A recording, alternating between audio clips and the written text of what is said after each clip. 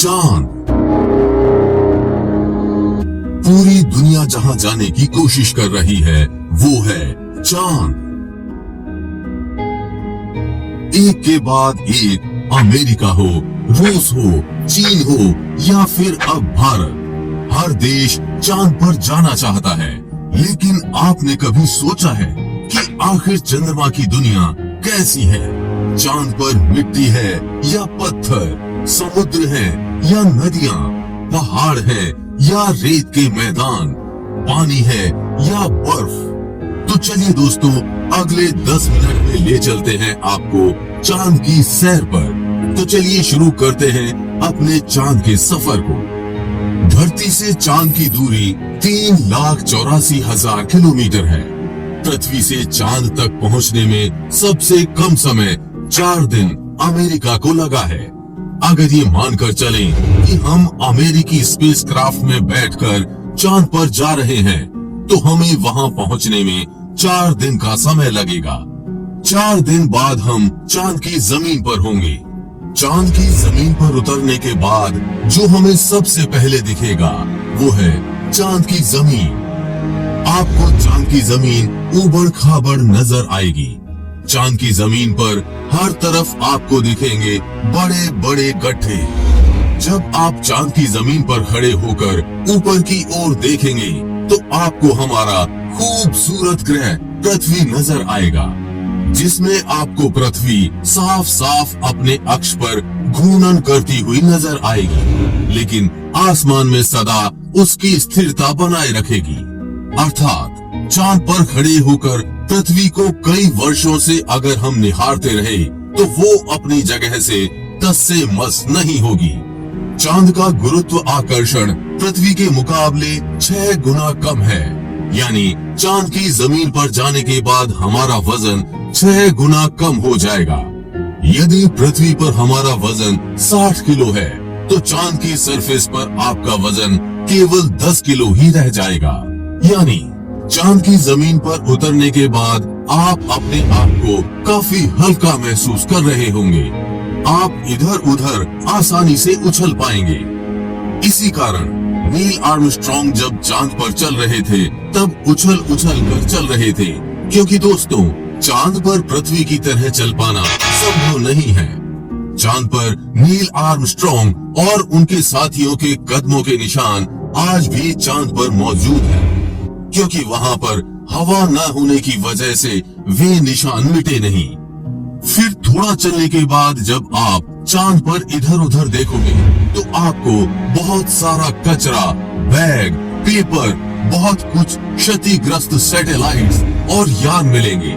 ये सारा कचरा हम इंसानों ने फैलाया है। ये कचरा इतना ज्यादा है कि 5 ट्रक भर सकते हैं। चांद पर कचरा, बैग, पेपर अंतरिक्ष यात्रियों ने फेंके थे, जिसमें उनकी मल मूत्र और उल्टियां हैं। अब आप चांद की जमीन पर खड़े हैं तो आपको सबसे ज्यादा खतरा आसमानी मौत का है। जी हाँ, आसमान से आने वाली मौत। चांद का गुरुत्व आकर्षण कम होने की वजह से इसके पास कोई भी वायुमंडल मौजूद नहीं है। वायुमंडल की नामौजूदगी वहां पर रहने वालों के लिए उल्का पिंड जैसे खतरे का डर लगातार बना रहता है। यानी आप चांद पर खड़े हैं और पता नहीं कब एक बड़ा पत्थर आसमान से उड़कर आएगा और आपकी मौत वहीं पर हो जाएगी। यही वजह है चांद पर बड़े बड़े गड्ढों की। पृथ्वी से देखने पर जो चांद पर काले धब्बे दिखाई देते हैं, असल में वे धब्बे नहीं, गड्ढे हैं।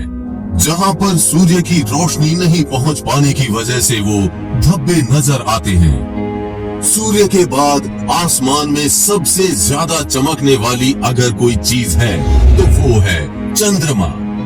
जब हम पृथ्वी के आसमान की तरफ देखते हैं तो हमें नीला दिखाई देता है, लेकिन चांद से आसमान की तरफ देखते हैं तो हमें नीला नहीं बल्कि काला दिखाई देता है। यानी आप जब भी ऊपर आसमान की तरफ देखेंगे तो आपको लगेगा कि आप काले आसमान की दुनिया में आ गए हैं। अब चांद पर खड़े होकर आप बहुत बोरिंग फील कर रहे हैं, और हाँ, हम मजाक नहीं कर रहे। अमेरिकी अंतरिक्ष एजेंसी नासा ने वर्ल्ड रिकॉर्ड में अपना नाम दर्ज करवाते हुए चांद पर वाईफाई की सुविधा उपलब्ध करा दी है, जो कि 19 Mbps तक इंटरनेट स्पीड देता है। यानी आप आराम से चांद पर इंटरनेट चलाकर अपना एंटरटेनमेंट कर सकते हैं। अब आपका मन कर रहा है इंटरनेट तो बहुत हुआ, अब चांद से मैं पृथ्वी पर अपने घर फोन करके बात करते हैं। आपने फोन मिलाया, फोन लग भी गया, लेकिन ये क्या, आप बोल रहे हैं लेकिन आपकी आवाज मुंह से बाहर नहीं आ रही है। जी हाँ, ये सच है। चांद पर आप कितना भी जोर से चिल्ला लें, आपकी आवाज मुंह से बाहर नहीं आएगी। धरती पर वायु की हमेशा हर जगह उपस्थिति रहती है, लेकिन चंद्रमा का अपना कोई वायुमंडल नहीं है, इसलिए वहाँ पर ध्वनि तरंगों का संचरण सामान्य रूप से संभव नहीं। यदि आप चंद्रमा पर किसी को पुकार कर बुलाना चाहेंगे तो उस तक आपकी आवाज नहीं पहुँच पाएगी। परंतु चंद्रमा पर एस्ट्रोनॉट्स प्रेशराइज्ड स्पेस सूट में रहते हैं, जिसमें ऑक्सीजन व नाइट्रोजन भरकर कृत्रिम रूप से वायुमंडलीय दबाव बनाया जाता है। इसलिए वे सूट में बात कर सकते हैं और उसमें लगे माइक्रोफोन की मदद से किसी अन्य व्यक्ति तक भी अपनी बात पहुंचा सकते हैं। इस तरह से चंद्रमा पर टेलीफोन के काम करने में तो कोई समस्या नहीं है, लेकिन आपको ध्वनि को अपने मुंह से माइक्रोफोन तक पहुंचाने के लिए किसी माध्यम जैसे वायु की आवश्यकता पड़ेगी, जो कि स्पेस सूट अथवा भविष्य में किसी हैबिटेट में ही संभव है।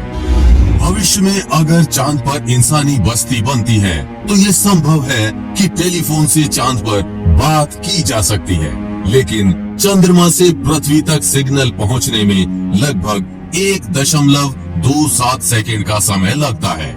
इसलिए पृथ्वी से संपर्क के दौरान आपको रुक रुक कर बात करनी पड़ेगी। अब चांद पर हमको रहना है, तो अब बात करते हैं चांद पर दिन और रात के बारे में। चांद को पृथ्वी का एक चक्कर लगाने में 27.3 दिन लग जाते हैं और अपने अक्ष पर भी एक चक्कर लगाने में इतना ही टाइम लगता है।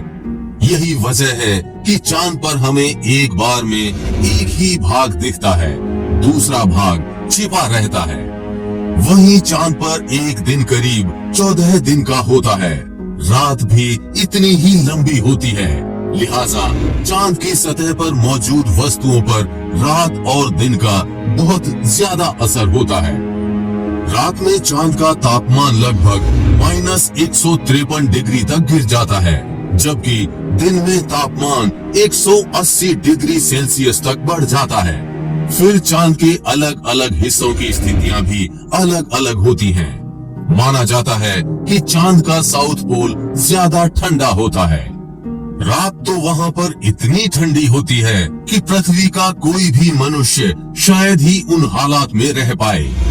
बस्तियां बनाने की कल्पना तो दूर की बात है।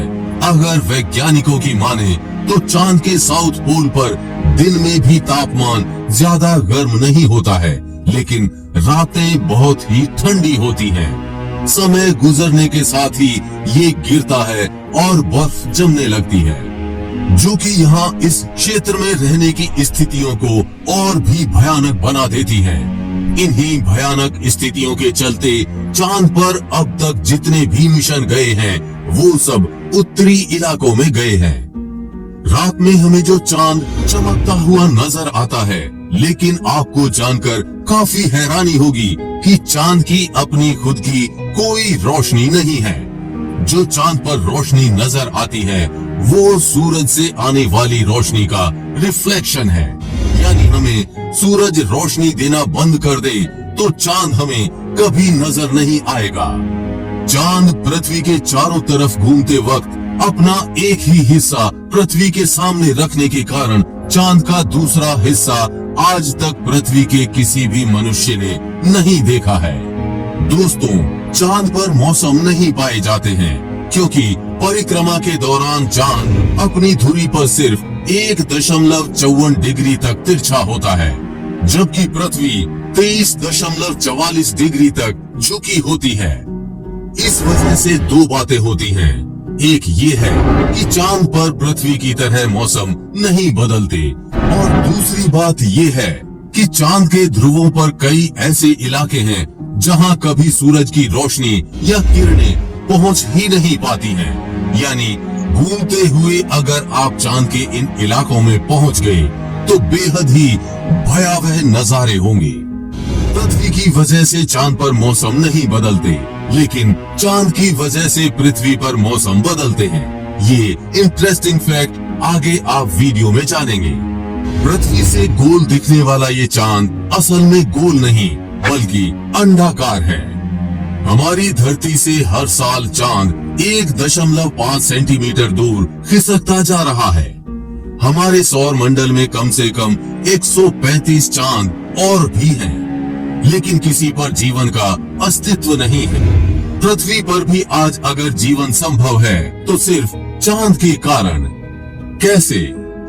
वो ऐसे कि जब पृथ्वी से थिया नाम का ग्रह टकराया तो धरती 23.5 डिग्री तक झुक गई थी, और अगर उस समय चांद ना बना होता तो ये फिर से सीधी हो जाती। चांद के गुरुत्वाकर्षण के कारण ही धरती अब तक झुकी हुई है। इसी झुकाव के कारण धरती पर अलग अलग तरह के मौसम पाए जाते हैं।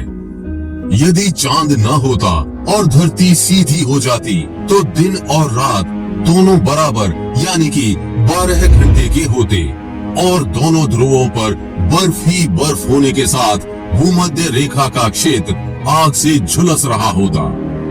आपको चांद का ये डरावना लेकिन जानकारियों से भरा सफर कैसा लगा?